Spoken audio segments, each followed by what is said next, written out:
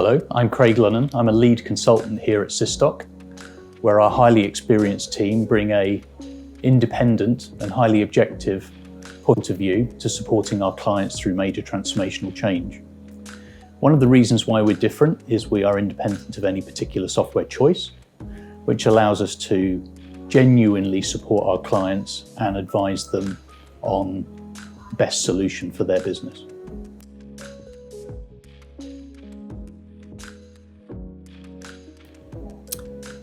So you've made the decision to adopt an ERP, but do you really understand how it's going to support your business and what you're actually getting for your investment?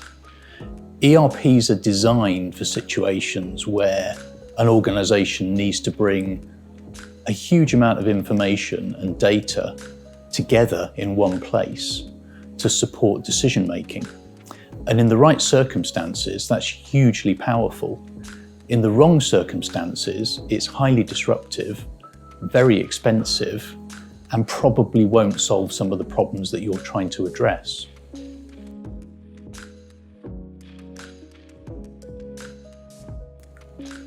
In our experience, it's about strategic alignment, it's about program management, it's about organizational culture and ways of working, and it's about process.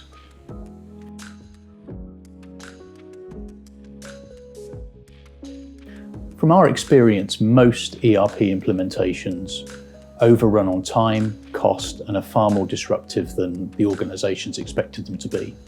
And almost exclusively, they underdeliver on benefits. And we believe the reasons for this fall into three main areas.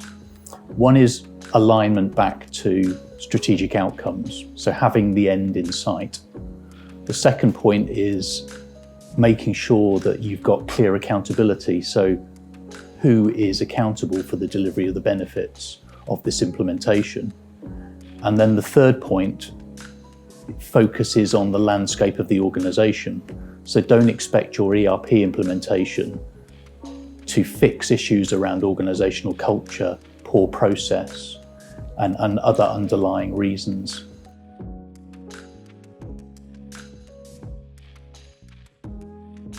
A review will make sure that you've properly aligned to the strategic outcomes that you're trying to deliver.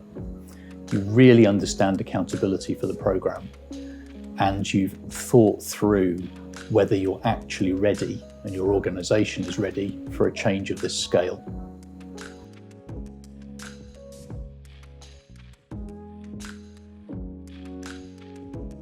It's critical that you understand the scope of the program.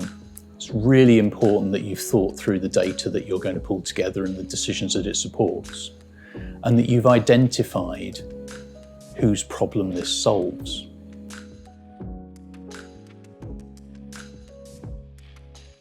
It's important to go back to strategic objectives.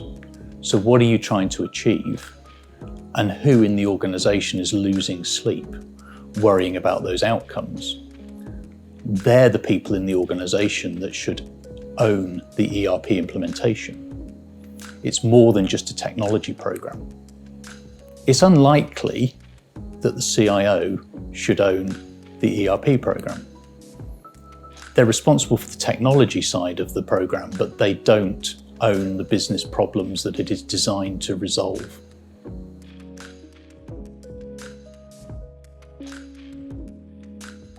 You should be looking out for strategic alignment. So if your program objectives are one and the same with your business objectives, then you are setting out on the right course. You need to look at who should be accountable for the outcomes and make sure that they are fully tied into and own the program and the benefits that should be delivered from the program. And you need to think about how you measure the outcomes of the program against those strategic objectives. It's not about the number of people who've signed on and using the system. It's about the productivity or operational gains that the system enables for your organization. If you measure that and you set out to deliver that, you'll deliver the full benefits of the program.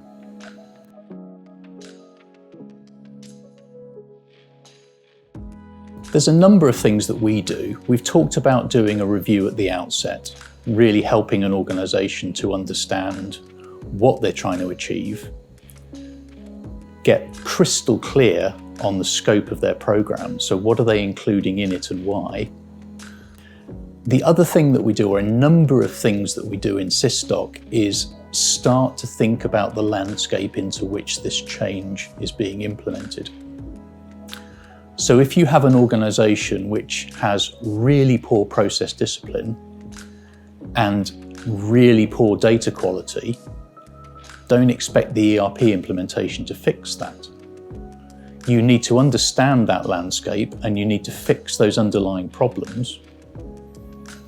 Otherwise, you're designing a shiny aircraft which will take off from a pristine landing strip, and you will try and land it in a muddy field.